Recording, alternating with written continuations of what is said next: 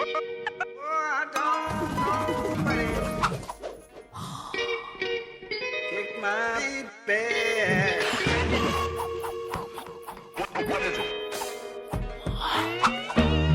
mais arrêtez de l'appeler la vilaine plagiaire ou la céréale copieuse.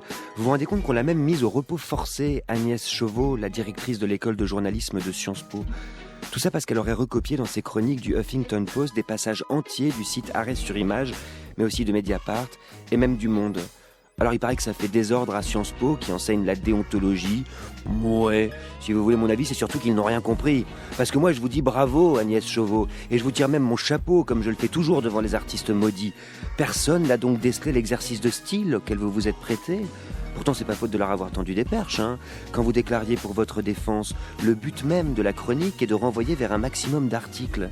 Ou quand ils ont relevé eux-mêmes que sur 20 de vos papiers, la moitié contenait une phrase copiée et collée sans citer la source. Mais c'était du gâteau. Avouez-le que c'était un jeu, une contrainte que vous vous êtes imposée, un défi poétique, digne de Loulipo, de Pérec et de Raymond Queneau.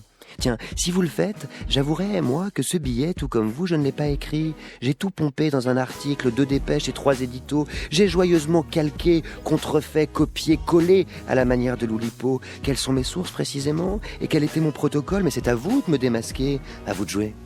France Inter. Augustin Trapenard. Bonjour à tous et bienvenue dans Boomerang. Mon invité aujourd'hui n'est pas forcément contre le plagiat. Il se pourrait même qu'il se laisse parfois aller au copier-coller. Qui sait? C'est un poète, un agitateur de mots, un papou de France Culture, un oulipien surtout. Vous savez, ce groupe mythique fondé par François Le Lyonnais et Raymond Queneau en 1960 et à qui la bibliothèque de l'Arsenal rend hommage depuis avant-hier jusqu'au 15 février dans une exposition qui est foutraque, qui est farfelue et qui est, je dois le dire, assez formidable. Il a remporté, mon invité, l'année dernière un prix de l'humour noir pour sa traduction factice des contes liquides d'un auteur tout aussi factice, et il publie aujourd'hui Demande au muet, une série de dialogues décalés entre un maître et son disciple. Bonjour Hervé Letellier. Bonjour Augustin Trapenard. Merci beaucoup d'être là. Je dis Hervé Letellier, mais peut-être que je devrais dire HLT, parce que j'ai appris qu'en fait vous vous appelez par vos initiales dans cette petite secte qu'est Loulipo. Oui, c'est même un problème parce qu'un jour ou l'autre, on risque d'avoir 2 initiales identiques. Ça pourrait être un jeu, remarquez. Dans ce cas-là, on trouvera une solution. On appellera ça, je ne sais pas, si un JJ1 et un JJ2, par exemple. Toujours très mathématique. Alors Loulipo, c'est l'ouvroir de littérature potentielle. C'est ce groupe littéraire qui explore de manière ludique et depuis donc 1960 les potentialités de la langue et de la littérature à partir de contraintes quasi mathématiques. On se souvient évidemment de textes très forts comme La disparition de Pérec, dans lequel il n'utilisait pas une seule fois la lettre E, ou Exercice de style de Raymond Queneau, qui racontait 99 fois la même histoire, de 99 manières différentes. La pauvre directrice de l'école de journalisme de Sciences Po, elle serait pas olympienne par hasard?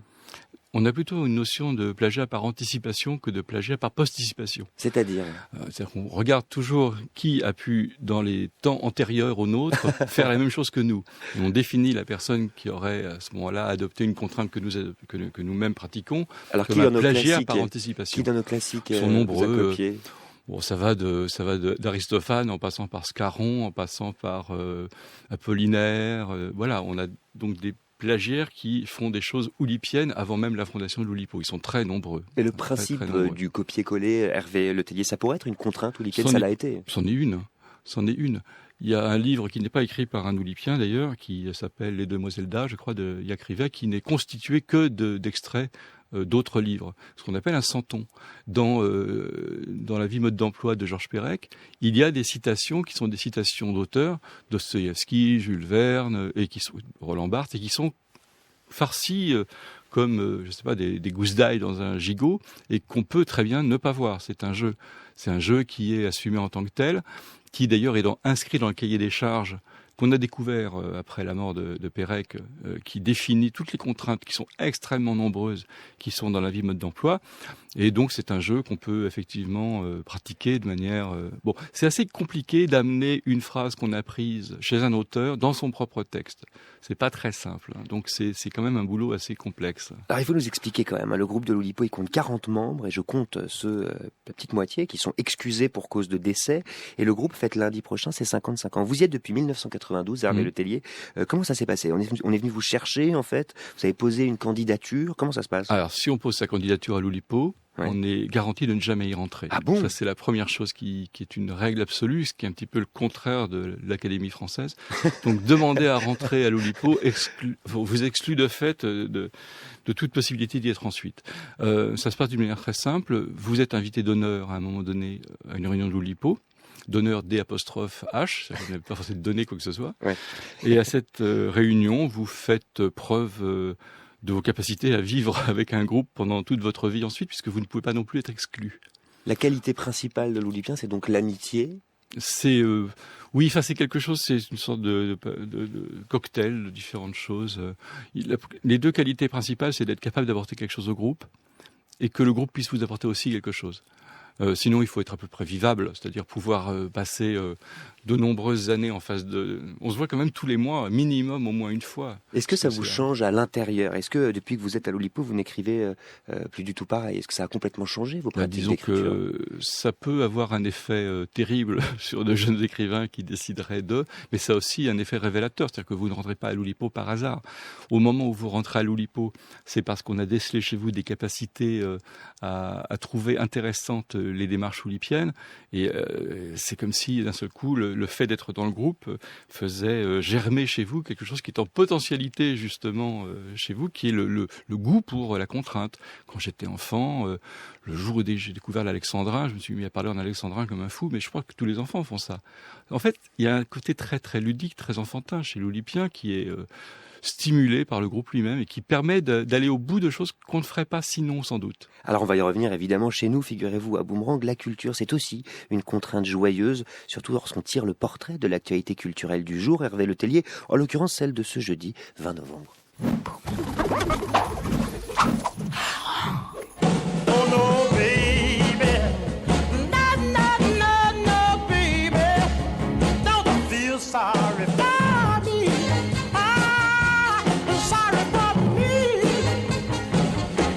Don't Feel Sorry for Me. Jimmy Ruffin, le chanteur de soul américain, est mort à l'âge de 78 ans lundi à Las Vegas, a annoncé hier son label Motown.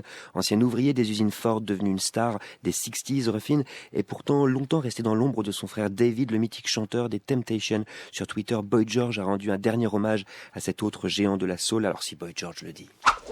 C'est l'histoire d'un poisson et il voit des lapins et en fait il pense que ce sont des sardines.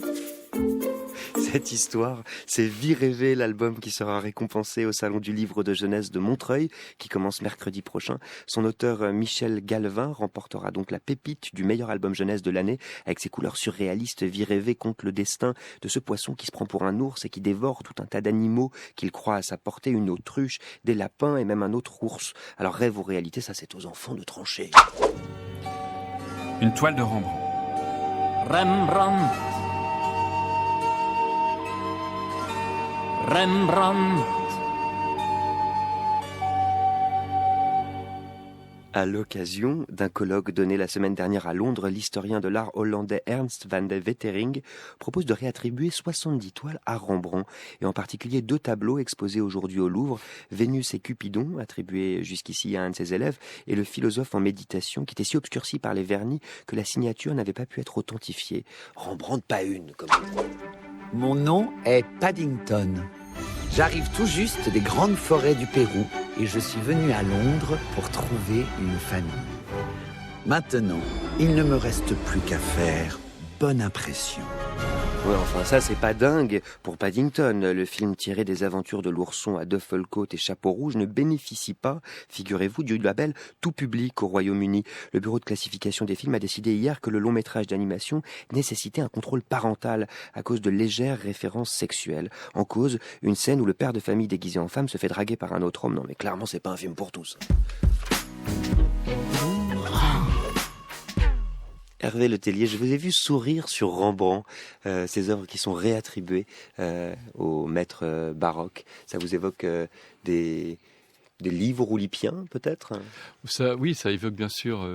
Dès qu'on parle de peinture à un oulipien, il pense toujours à un livre de Pérec qui s'appelle Le cabinet d'amateurs et qui recense des œuvres inexistantes, bien sûr, et qui, d'une certaine manière, les réinsère dans une histoire de l'art qui est totalement hypothétique et fantasmé. Même si ce groupe, Hervé Letellier, s'ouvre, et ça fait partie même de sa tradition, à l'international, vers l'étranger, il reste quand même essentiellement français à l'origine. Il y a quelque chose de très français dans l'Oulipo. Je sais pas. Je n'aurais pas affirmé ça parce que ça serait dire que dans quelques années, l'Oulipo ne pourrait pas être américain, ce qui n'est pas du tout invraisemblable. On a fait rentrer là deux hispanophones qui sont Eduardo Berti et Pablo Martín Sánchez, donc deux personnes qui parlent bien français et qui passent parfois par Paris, donc on peut les voir aux réunions, mais qui sont aussi des écrivains reconnus dans leur pays. Mais une émission, par exemple, donc il n'y a pas de logique qui soit très nationale en tant que telle. Mais une émission comme que... les Papous dans la tête, par exemple, sur France Culture, qui fait intervenir régulièrement des Oulipiens, ça serait possible, à votre avis, à l'étranger, ailleurs qu'en France? Disons, est-ce que ça pourrait... D'abord, deux questions. Est-ce que ça pourrait être ailleurs que dans la langue française ? Elle a des spécificités, la langue française, qui est l'appétence pour le jeu de mots qui date du XVIIe, du XVIe et encore avant avec Rabelais. Mais les œuvres oulipiennes sont traduites, cela dit. Mais elles sont toutes traduites, et elles sont même traduites d'une manière parfois extrêmement brillante.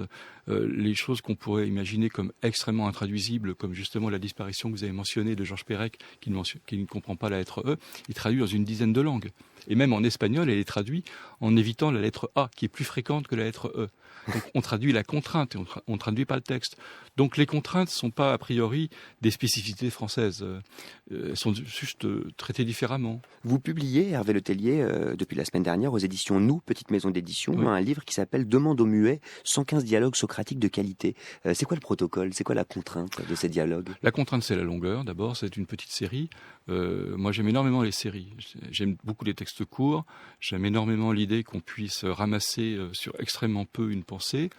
Le principe du tweet m'a toujours plu. Le travail que je fais au Monde le matin est aussi un travail très très ramassé d'écriture. Donc il y a d'abord une idée de longueur, et ensuite il y a l'idée du dialogue qui ne comporte jamais plus de deux ou trois répliques. Quoi, pas mais plus. La contrainte oulipienne, il n'y a pas de aussi... contrainte oulipienne autre que la série. Il n'arrive pas forcément aux oulipiens de faire strictement de l'oulipisme. Les oulipiens sont libres de faire des textes qui ne sont pas forcément sous contrainte. Ça m'est pas arrivé très souvent de ne pas intégrer une contrainte ensuite dans les textes longs, mais dans les textes courts, on peut se débrouiller sans. Est-ce que votre veste, votre pantalon, vos souliers sont oulipiens? Ne dites rien, on le saura bien assez tôt, Hervé Letellier, puisque je vais vous décrire, comme tous mes invités de Boomerang, juste après un autre jongleur de mots de notre patrimoine, MC Solar. Caroline, sur France Inter.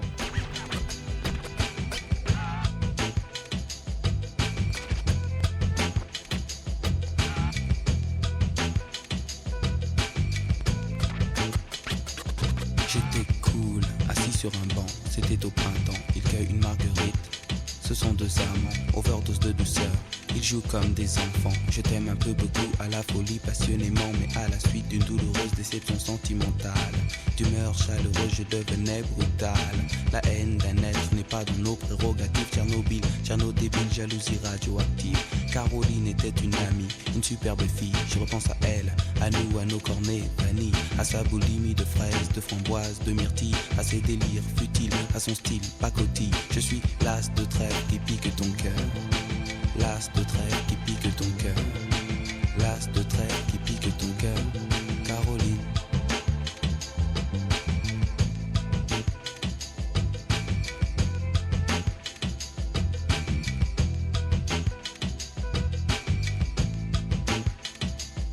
Comme le trèfle à quatre feuilles, je cherche votre bonheur.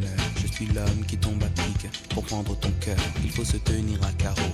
Carreau, ce message vient du cœur. Une pyramide de baisers, une tempête d'amitié, une vague de caresses, un cyclone de douceur, un océan de pensée. Caroline, je t'ai offert un building de tendresse. J'ai une peur bleue, je suis poursuivi par l'armée rouge. Pour toi j'ai pris des billets verts, il a fallu que je bouge. Pyromane de ton cœur, canadaire de tes frayeurs, je t'ai offert une symphonie de couleurs. Elle est partie, Mazo, avec un vieux macho qu'elle avait rencontré dans une station de métro. Quand je les vois main dans la main, fumant le même mégot, je sens un pincement dans son cœur, mais elle n'ose dire un mot. C'est que je suis l'as de trêve qui pique ton cœur. L'as de trêve qui pique ton cœur. L'as de trêve qui pique ton cœur. Caroline. Claude MC prend le microphone, j'enlève de rire à Gamophine pour te parler d'une amie qu'on appelle Caroline. Elle était ma dame, elle était ma cam, elle était ma vitamine, elle était ma drogue, ma dope, ma coke, mon crack, mon amphétamine. Caroline.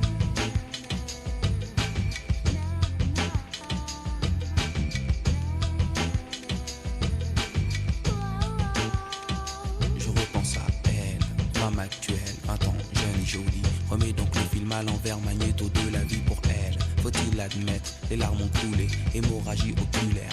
Vive notre amitié, du passé, du présent, je l'espère, du futur. Je suis passé pour être présent dans ton futur. La vie est un jeu de cartes, Paris un casino. Je joue les rouges, cœur, carreau.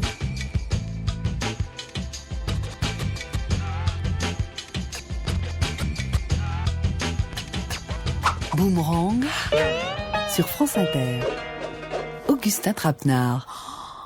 Et si, pour le décrire, on prenait 3 détails de son physique, 3 détails de ses habits et 3 détails de son allure, auxquels on apposait à chaque fois 3 adjectifs qui auraient chacun 3 syllabes.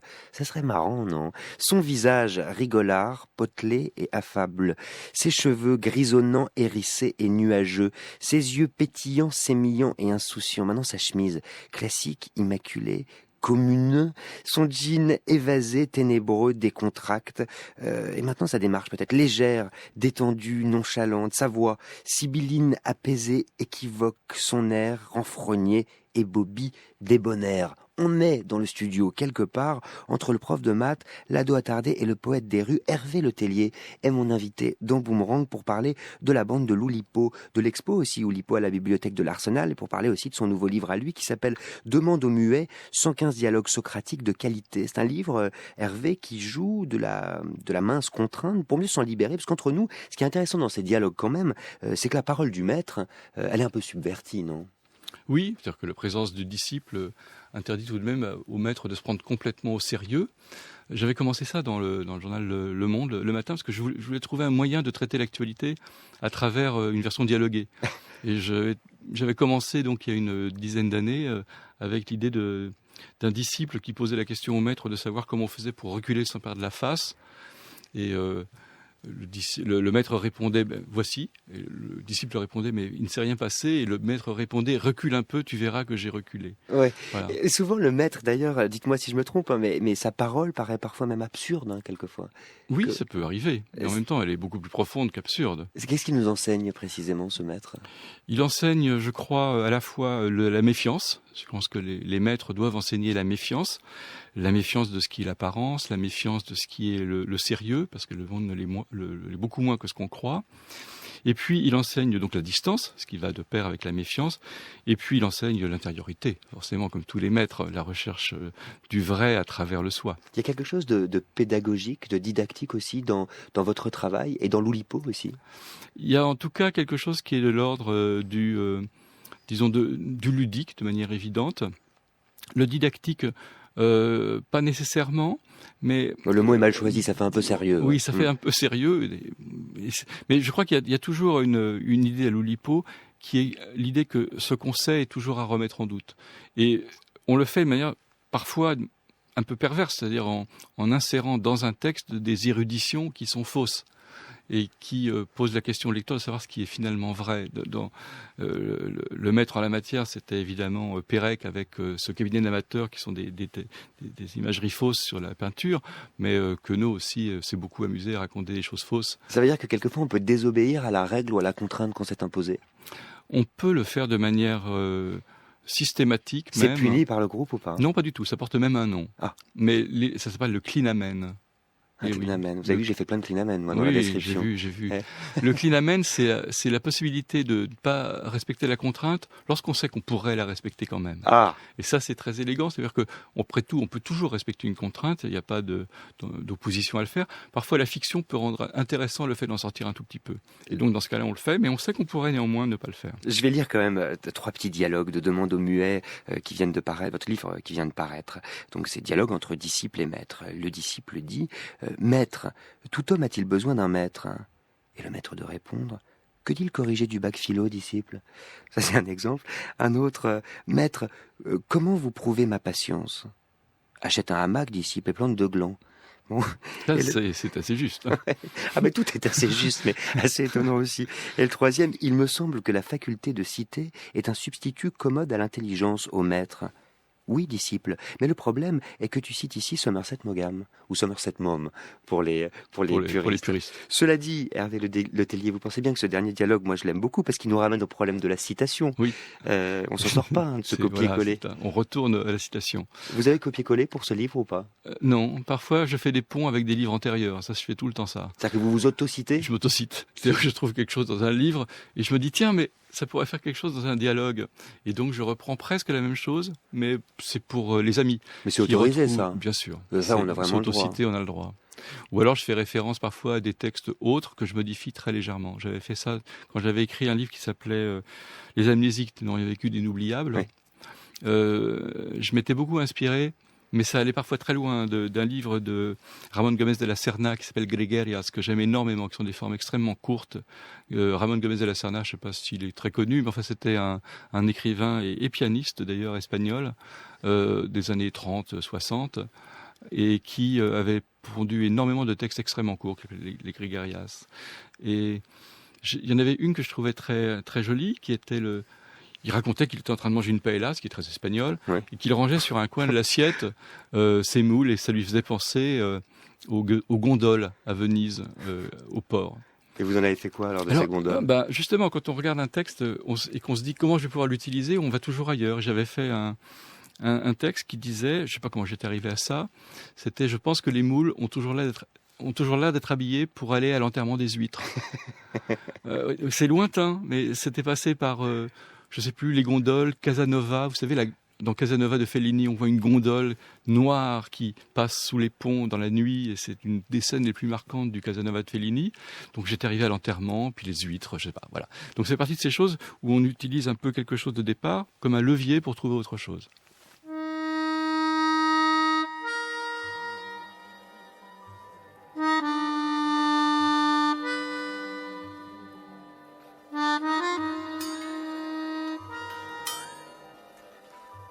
Une itération d'un minimum de 30 secondes doit intervenir 2 fois dans l'album. Elle doit faire office de thème ou de slogan, mixée ou non.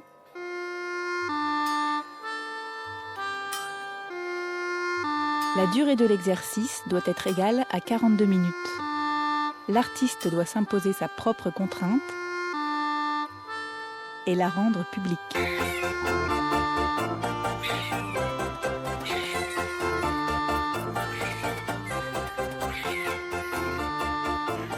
L'artiste s'interdit d'utiliser les paroles issues des compositions de Dominique Petitpont hors de leur contexte musical. Il ne tombera pas dans la facilité de s'en servir comme jingle ou gimmick. Leur durée d'utilisation ne doit pas être inférieure à 20 secondes. Ne doit pas être inférieure à 20 secondes. 20 secondes. Vous êtes quand même complètement perché. Hein. Ça, c'est une œuvre de Lou Mupo, Hervé Le Tellier. Parce qu'en fait, je l'ai pas dit, mais Lou Lipo a plein d'avatars, comme Lou Mupo. Les cousins. Voilà, des cousins. L'ouvroir de musique potentielle. Il y a aussi Loulipopo, ouvroir de littérature policière potentielle. Lou Ispo, ouvroir d'histoire potentielle. Lou Pimpo pour la peinture. Et là, en l'occurrence, Lou Mupo, ouvroir de musique potentielle. Donc, cette œuvre-là travaille sur Yann Tiersen avec les contraintes qu'on a entendues. Vous pourriez vous auriez pu les retrouver, vous, les contraintes? Non. En musique? Ouais. Ah non, pas du tout. Mais quelquefois, est-ce que vous les retrouvez, les contraintes, vous-même, quand vous lisez vos amis oulipiens? Il y a 2 démarches à l'Oulipo. La première, c'est de cacher la contrainte, et la deuxième, c'est de l'exhiber. Ah. C'est 2 démarches très différentes. Il y en a où on ne peut pas éviter. Par exemple, la disparition, elle est forcément exhibée. On ne peut pas lire le texte si on ne sait pas que Pérec évite de parler de eux. Ah si, je crois. On peut, le livre est lisible sans, mais simplement on passe à côté du sel de l'affaire.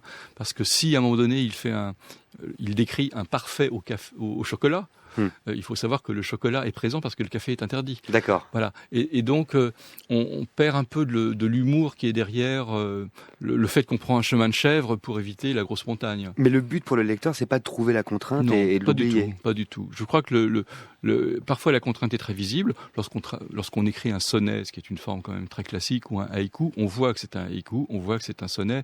Et donc, ce qui est intéressant pour le lecteur, c'est qu'il se situe dans un univers qui est pour lui pas forcément banalisé, mais qui au moins est circonscrit. Et donc, dans cet univers, il place déjà, une posture de lecture. Quand on lit un sonnet, on sait qu'on en a pour 1 minute 4 ou 5. Donc là, par exemple, si on devait faire un petit jeu tous les deux, et puis avec les auditeurs de France Inter, on ferait quoi? On pourrait par exemple faire un jeu assez simple qui est l'antonymie. L'antonymie, ça consiste à prendre une phrase et à faire son absolu contraire. Par exemple, on prend demande au muet et on répond au bavard. Okay, voilà. Et c'est pas le même livre. Hein. Répond au bavard, c'est un livre assez différent. Si on prend les titres qui sont ici, un livre qu'on peut révéler un petit peu à l'avance, qui est Louons maintenant les grands hommes, ça pourrait devenir Louons, c'est critiquons par exemple, demain les petites femmes. D'accord. Critiquons demain les petites femmes, qui n'est absolument pas le même livre. Vous conviendrez avec moi. Et du coup, c'est au lecteur de l'imaginer. Vous savez qu'on a fait un petit jeu, nous aussi, Oulipien, sur France Inter, sur Twitter. Tout est dans le hashtag remplace un mot dans un titre de livre par Oulipo. C'est un jeu modeste, mais qui a eu un franc succès grâce à la créativité des auditeurs, qui ont trouvé, par exemple, Oulipo de chagrin, Ouliportrait de Dorian Gray, Oulipo d'âne. Vous auriez dit quoi? En plus, les charmants auditeurs de France Inter font le jeu avec en plus une concaténation, c'est-à-dire c'est moi qui l'ai choisi parce que parmi les tweets qu'ils m'ont envoyés, parce que je trouvais ça plus marrant. Dans ce cas-là, en plus, il se débrouille pour que le mot pot, qu'il y ait une jonction entre pot et si on remplace vraiment, moi je pense que je prendrais le bouquin de Thomas de Quincey, de l'Oulipo comme l'un des beaux-arts.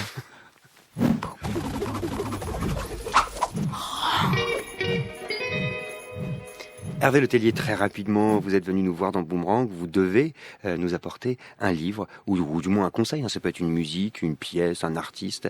Et vous avez choisi... J'ai choisi justement un livre. Un livre qui est illustré, puisque les photographies de Walker Evans accompagnent le livre de James Hadji qui s'appelle « Louons maintenant les grands hommes ». Alors c'est un livre que j'ai choisi parce que ça m'avait beaucoup étonné dans la démarche littéraire.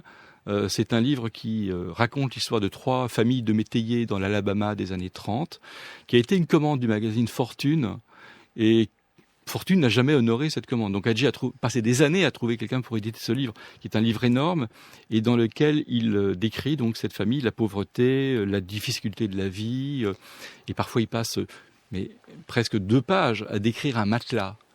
Et quand j'avais lu ce texte, j'avais été totalement fasciné par l'écriture. Et c'est un livre qui a été traduit poétique, par un Oulipien. Et voilà. Et alors, j'ai découvert, en lisant ce livre, qu'en plus, il avait été traduit par Jean Queval, qui est un excellent traducteur, puisqu'il a traduit Beowulf, qui est quand même une sorte de monstruosité littéraire saxonne. Et c'est un livre merveilleux. Vous êtes partout en fait, les Oulipiens. Merci beaucoup Hervé Letellier d'être venu nous voir dans Boomerang. Je rappelle que votre nouveau livre vient de sortir dans une petite maison d'édition qui s'appelle Nous. Le titre Demande au muet 115 dialogues socratiques de qualité. Je rappelle aussi que la bibliothèque de l'Arsenal à Paris présente une expo familiale qui s'appelle Oulipo, la littérature en jeu, et qu'il y a aussi un abécédaire provisoirement définitif de l'Oulipo qui vient de sortir aux éditions Larousse. Tiens, en fait, vous savez combien de fois j'ai dit le mot Oulipo pendant cette émission? Non, je vous laisserai compter. La seule chose que je peux vous dire, c'est que c'est évidemment un chiffre rond.